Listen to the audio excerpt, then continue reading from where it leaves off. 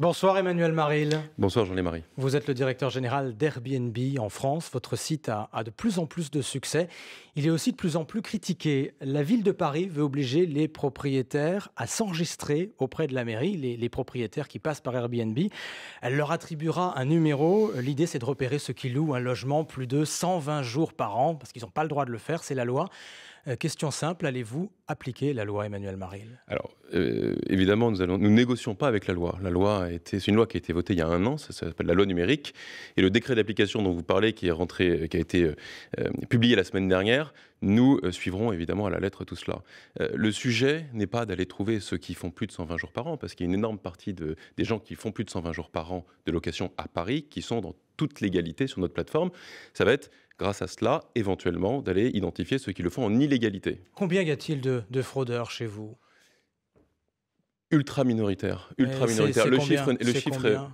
Le chiffre est très difficile à identifier puisque la loi sur ce sujet-là est très complexe. Savez-vous que, par exemple, si vous êtes muté à l'étranger pour plus de 6 mois, vous pouvez tout à fait laisser votre appartement pour plus de 120 jours sur Airbnb, même en habitant en plein centre de Paris. Donc l'enregistrement par les propriétaires auprès de la mairie, vous l'acceptez, vous l'encouragez, vous allez le demander aux propriétaires? L'enregistrement tel qu'il a été proposé, c'est quelque chose que nous trouvons disproportionné. Nous considérons qu'une norme, une règle en 2017 qui va contraindre l'utilisation d'une plateforme comme la nôtre, qui est une plateforme simple d'utilisation, n'est pas souhaitable. Néanmoins, les villes Pas qui souhaitable décident... pour qui? Pour vous? Qui n'est pas souhaitable pour la ville, ou pour pour les l'utilisateur. Pour l'utilisateur. C'est pas souhaitable pour l'utilisateur. La communauté Airbnb, les 300 000 hébergeurs Airbnb qu'il y a en France aujourd'hui, ont était sur notre plateforme parce que c'était simple, parce que c'était facile. La loi est intéressante, la loi 2014 Allure est tout à fait intéressante puisqu'elle a donné un cadre, elle a régulé cela. Réguler ne veut pas dire étouffer. Est-ce que c'est compliqué d'enregistrer son appartement quand on veut le mettre en location? Écoutez, ça reste encore... les villes vont commencer à pouvoir mettre en place ces plateformes d'enregistrement. On verra si ça va être compliqué. J'espère que en tout cas, ça ne le sera pas, tant que nous travaillerons de manière très étroite avec les grandes villes qui décident de le mettre en place pour faire en sorte que ce soit le plus simple possible. Est-ce que vous contrôlez les propriétaires? Est-ce que vous vérifiez, comme la loi, nouvelle loi, là aussi vous le demande, est-ce que vous vérifiez qu'ils respectent la loi? Nous faisons tout pour qu'ils connaissent la loi et qu'ils la respectent. Nous leur renvoyons par exemple tous les ans des rappels fiscaux pour qu'ils déclarent leurs revenus. Nous leur envoyons des pages responsables pour qu'ils comprennent la loi. La loi est complexe dans notre pays, vous le savez bien, monsieur Desmarais. Mais quelqu'un qui dépasse le seuil autorisé, est-ce que vous bloquez les annonces? Dans une ville comme Paris, typiquement, nous envoyons un email de rappel législatif à chacune des personnes qui dépassent les 120 jours. Vous bloquez pas. Mais pourquoi nous bloquerions? Il y a des professionnels sur cette plateforme qui ont le droit d'aller au-delà de 120 jours. Il y a des gens qui sont partis, La loi va vous rendre responsable de cela. Donc c'est une question qui va se poser dans les tout prochains mois, Emmanuel Maril. L'histoire de la responsabilité est encore quelque chose qui est en suspens aujourd'hui et qui est à discuter. Ce qui est important pour nous, c'est que de toute façon, on se sent responsable. Il y a 9 millions d'utilisateurs d'Airbnb en France. Je suis obligé d'être responsable et de donner un maximum d'informations pour que nos hébergeurs, notre communauté, y voient clair dans ce marasme réglementaire aujourd'hui. Le succès d'Airbnb a de bons côtés. Le tourisme notamment, il a aussi un mauvais côté et on est au cœur du sujet.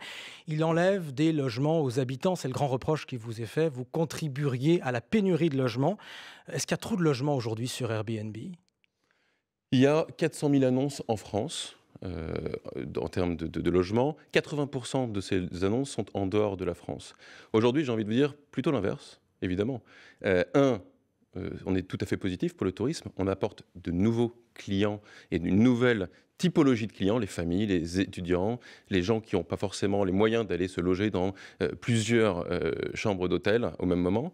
Et en plus de cela, on va dans d'autres régions. Aujourd'hui, Airbnb est présent dans 19 000 communes en France. 19 000 communes. Non, mais pour les touristes, effectivement, c'est intéressant, mais pour les habitants eux-mêmes, l'offre de logement, elle est limitée dans les grandes villes, les fameuses zones tendues.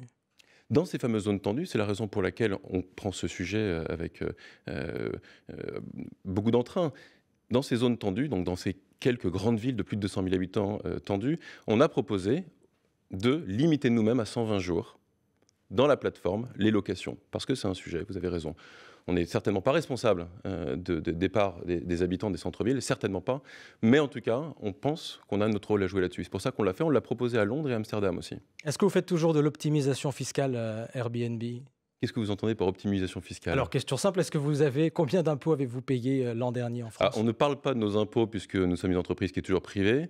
Et si Le journal Le Parisien pour 2015 disait que c'était 70 000 euros. C'est vrai? Alors, j'ai jamais commenté ces chiffres-là. En C'est l'occurrence, l'occasion ce qui est fondamental, ce qui est intéressant, et ce point, merci de me poser la question, sachez bien que sur 100 euros de revenus Airbnb en France, 90 à peu près vont directement à nos hôtes, à nos hébergeurs. Le gros de la richesse produite par Airbnb est une richesse qui retourne aux personnes qui en ont besoin, qui ont besoin de revenus complémentaires. C'est ça qui est absolument fondamental. Et c'est important évidemment pour les propriétaires, mais pour ce qui vous concerne, pour vos bénéfices, nous, ce qui nous concerne, quelle partie reste en France, quelle partie va en Irlande, quelle partie va au Royaume-Uni? Mais ce qui nous concerne, tout est absolument dans les clous, totalement légal. Évidemment, 9 millions d'utilisateurs, une plateforme qui représente une grande partie du tourisme aujourd'hui en France. On n'aura pas de chiffres ce soir là-dessus. On n'aura pas de chiffres. Une entreprise privée, on ne communique pas sur ces chiffres-là. Mais donc l'optimisation fiscale continue? Il n'y a pas d'optimisation fiscale. Il y a aujourd'hui se préoccuper de la communauté, il y a se faire en sorte qu'elle soit respectée et qu'elle soit entendue. C'est ça mon rôle aujourd'hui. Emmanuel Maril, une bonne nouvelle est tombée tout à l'heure. Le tourisme français va mieux. Depuis le début de l'année, la fréquentation est en hausse très nette. Que voyez-vous, vous, chez Airbnb, dans les locations? On voit une excellente nouvelle, vous avez raison. On voit nous aussi une grosse tendance. Sur le premier trimestre, on a fait une croissance qui était autour de 50% à peu près en France. Très grosse évolution. 50% par rapport à l'année dernière, pardon. Une grosse évolution qui est aussi portée par nos zones côtières, les montagnes, donc les zones de vacances plus classiques et les familles qui partent dans ces endroits-là. C'est un nouveau segment qui se développe depuis 12 à 18 mois sur Airbnb en France et on est vraiment très content d'accompagner cette tendance-là. Comment s'annoncent les prochains mois et l'été ? Alors, on a une visibilité à 2-3 mois à peu près, qui est toujours sur la même tendance. De toute façon, à partir du moment où Paris va bien, pour toute la profession, l'hôtellerie, nous, tous les acteurs, à partir du moment où Paris va bien, c'est la porte d'entrée, c'est la vitrine du tourisme en France. Le tourisme français va bien. Vous avez accueilli l'an dernier plus de 8 millions de visiteurs. Combien pour 2017 ? Vous avez une idée ? J'aimerais bien qu'on s'approche de la barre des 12-13 millions à peu près. 12-13 millions ? On verra. Dans les logements Airbnb ? Dans des logements Airbnb partout en France. Partout en France. C'est ça qui est très important. Dans les zones rurales, dans 19 000 communes aujourd'hui. Merci Emmanuel Maril, le directeur général d'Airbnb, invité de l'Interview Éco. Merci beaucoup.